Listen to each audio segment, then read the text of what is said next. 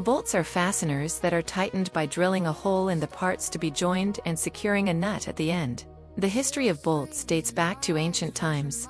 The history of tooth extraction dates back to 400 BC. Although it can be traced back to 400 BC, the most significant advances in modern bolting and screwing have been made in the last 150 years, and experts hold differing opinions on the origins of junk nuts and bolts.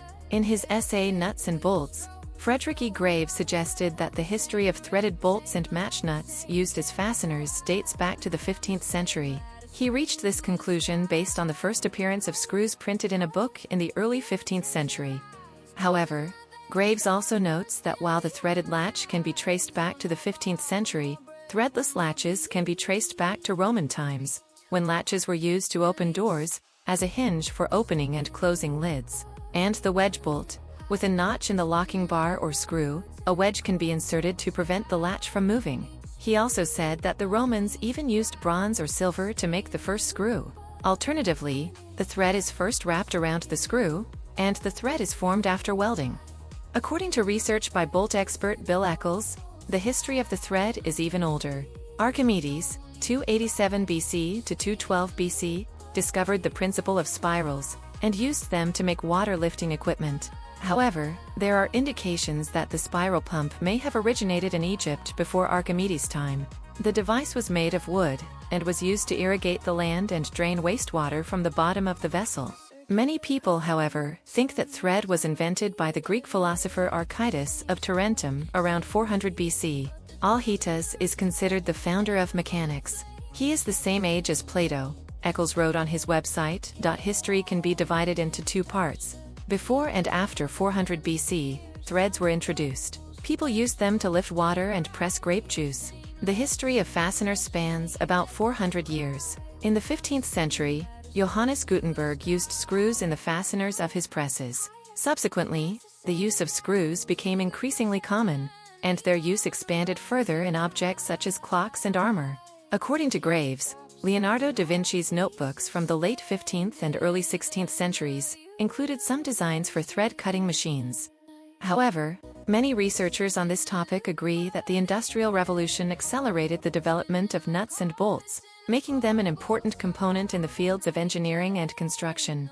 Wilbur Wilbur acknowledged in his 1905 History of the Nut and Bolt Industry in America that the first machine for making bolts and screws was manufactured by Besson in France in 1568. Besson later introduced thread-cutting jigs or dies for lathes. In 1641, the English company Hindley developed the equipment and put it into widespread use. However, many researchers on this topic agree that the Industrial Revolution accelerated the development of nuts and bolts, making them an important component in the fields of engineering and construction. Wilbur Wilbur acknowledged in his 1905 History of the Nut and Bolt Industry in America that the first machine for producing bolts and screws was manufactured by Besson in France in 1568. Besson later introduced thread-cutting jigs or dies for lathes. In 1641, the English company Hindley developed the equipment and made it widely used. Across the Atlantic, in the United States, historical documents on bolts can be found at America's Transportation Museum. The nuts used on vehicles in the early 19th century were flatter, and later, nuts were grooved and bolts were machined into flat heads. During this period, bolt production was a laborious and demanding process. Initially, fastener threads were made by hand, but the enormous increase in demand soon made it necessary to accelerate the production process. In the United Kingdom in 1760, J&W Wyatt introduced a factory-based manufacturing process for mass production. However, this major development brought another challenge. Each company produced its own threads, nuts, and bolts, so the market was flooded with a large number of different thread sizes, creating numerous problems for machine manufacturers. In 1841, Joseph Whitworth found a solution. After years of research and collecting screw samples from many British factories, he proposed establishing a standard for thread sizes in England, so that bolts produced by the British factory and nuts produced by the Glasgow factory could be used together. His recommendation was that the thread face angle be based on 55 degrees, and that the number of thread engagements per inch be defined based on different diameters.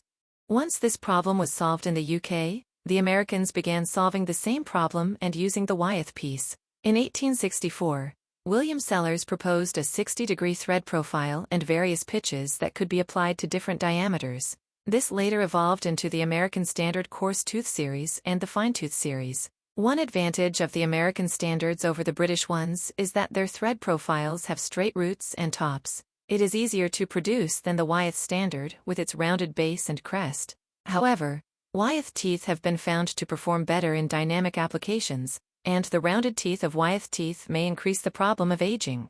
During World War I, the lack of uniform thread standards across countries became a major obstacle to the resistance movement. During World War II, the issue became even more pressing for the Allied forces. In 1948, the United Kingdom, the United States, and Canada agreed on a unified standard and used it as the standard for all countries using imperial units. The thread profile used in this standard is similar to the DIN metric thread developed in Germany in 1919. It combines the Wyeth thread profile, the basis of the circular thread due to advanced aging, and the Celeste screw thread, 60-degree lateral angle and flat crown. This is the best combination. However, the longer base radius of the uniform standard thread proved more suitable than the DIN metric thread shape. This led to the creation of the isometric thread, the standard now widely used in all industrialized countries. In recent years, those working in this industry have witnessed many bolt adjustments. I started working in this industry 35 years ago, when the advantages of bolts weren't as clear as they are today, said Eccles. With the introduction of the modern metric category and recent updates to the relevant ISO standards, bolt strengths are now defined and used. Test methods for determining their properties are clearer. With the further development of the raw materials industry, the DNA of bolts has also changed, moving from steel to other new materials to meet the changing demands of the industry. Nickel-based alloys have developed over the past 2 decades. Nickel-based alloys can operate in high-temperature environments, such as in turbochargers and engines, whereas steel performs poorly in this environment. Recent research has focused on bolts made of light metals such as aluminum, magnesium, and titanium. Today's bolting technology has advanced significantly compared to handmade bolts and screws, and customers can only choose alkaline steel nuts and bolts.